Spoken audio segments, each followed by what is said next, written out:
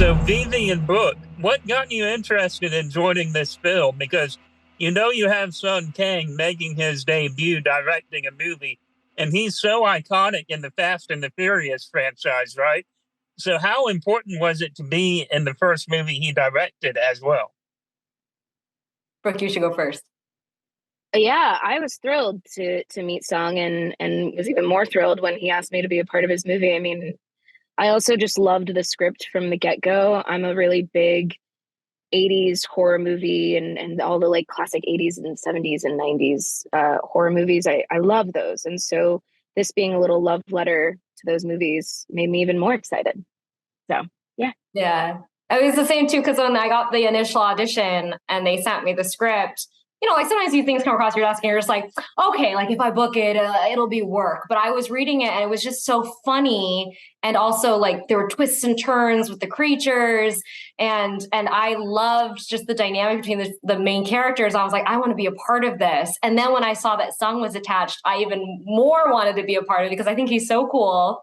And he is so cool, like legitimately. So yeah, I was desperately trying to act my heart out when I made it, to callbacks with Brooke. So I was very happy when I booked it.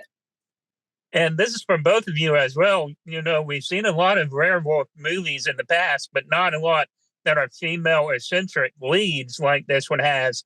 So when that was brought to you, you kind of had to be amazed that they were willing to do this story in a coming of age style with two female leads in a werewolf movie as well. Yeah, I was really excited about that. I remember I did a lot of research on werewolves and like watched, I think, every werewolf transformation known to man on TV and on film. And American Werewolf in London is one of my favorite movies. So and we took huge inspiration from that. So I was like so excited about that. But yeah, the female werewolf, I thought about it a lot. And before we started shooting, we actually had a day with this brilliant movement teacher where we got to be in a space and kind of do these different like movement exercises within the like characters of our monsters. And yeah, her and I talked a lot about what it was like to be a female and turning into a werewolf. And there is something with females and the moon cycles. I mean, it is quite feminine in its like origin and kind of what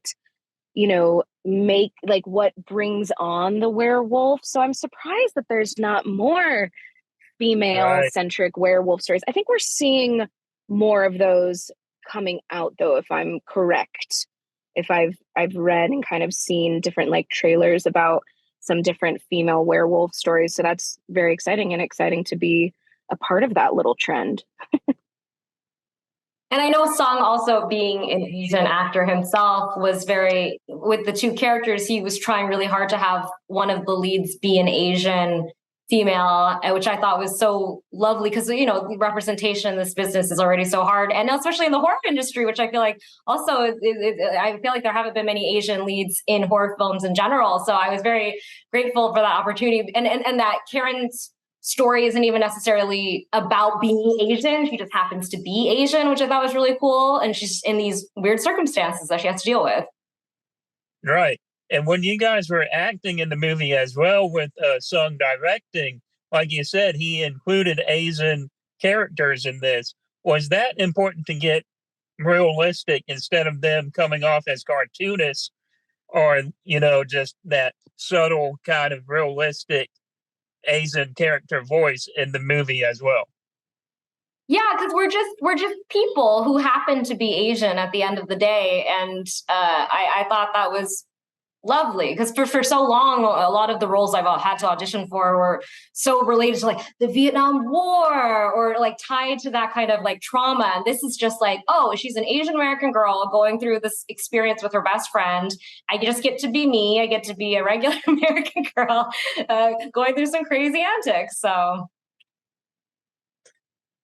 and did you two grow up in the 90s as well? Because that's when this film took place, right? So this felt very nostalgic to me in a way, watching this coming of age story that took place in the 90s. Yeah. Oh, yeah. Definitely grew up in the 90s. Yes. 90s kids all the way. Hey Arnold, like all the Nickelodeon shows, Pogs. Yes. What else? Pogs, yeah. Beanie Babies. Beanie Babies are a little later, but yeah. Beanie Babies, Boy Meets World. Yeah, I love all the 90s stuff. Feels like a simpler time too, because we don't have like, the smartphones. Right. It's just when people could hang out, and that was pretty much it. I mean, we were in the beginning days of the internet, but that's pretty much it in the 90s. Yes. And how do you two feel about this also being distributed in theaters as well as Fathom Events putting this out as well? That has to be pretty exciting. Yeah, super exciting. I mean, I'm absolutely thrilled that it's going to be out in theaters this week, and so many people get a chance around the nation to see this movie that we've loved for so long. I mean, I think all of us just couldn't be happier with that, really. Yeah, we're trying to pop around as we can. Like right now, we're going to go to the screening tonight in San Francisco and be with a bunch of people there in person. And then, yeah, later this week when we have the release, we're going to be in Southern California, popping around LA. And we're really excited to get to celebrate those people because we also, we shot like right after lockdown already when we were so isolated. And now to like get together with everyone and get to watch it and hear the screams and the laughter together is very exciting. So have you two watched the finished product, or are you waiting until one of the screenings to watch it with a whole lot of people? No, we've both seen the movie. It's great. It's really good. It's fun. Yeah, we have a lot of fun watching it. Yeah. And what are you two looking forward to the most about audiences getting out of Shaky Shivers as well? Because this is such a fantastic film. You two did great. The whole cast did great. So what are you looking forward to it finally coming out? I'm really looking.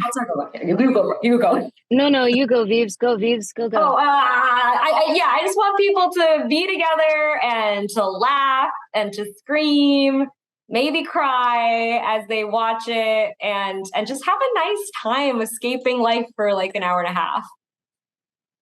Yeah, I think this movie, it makes me excited because I feel this is a movie for multiple generations. I think it's going to really be exciting for people who grew up with these classic like 80s and 90s monster horror movies, and then being able to like pass that down to their kids, because I don't think that this movie's too scary for maybe somebody, I would say maybe 12 plus to watch. Right. I don't know. I don't want to do the ratings thing, but I think like it could be like a fun like bonding experience for like a parent who is really excited about these types of movies, and now there's like a new one that is like of the same essence and kind of a love letter to these types of movies, so they get to share that together. I think it can be a movie for pretty much the whole family.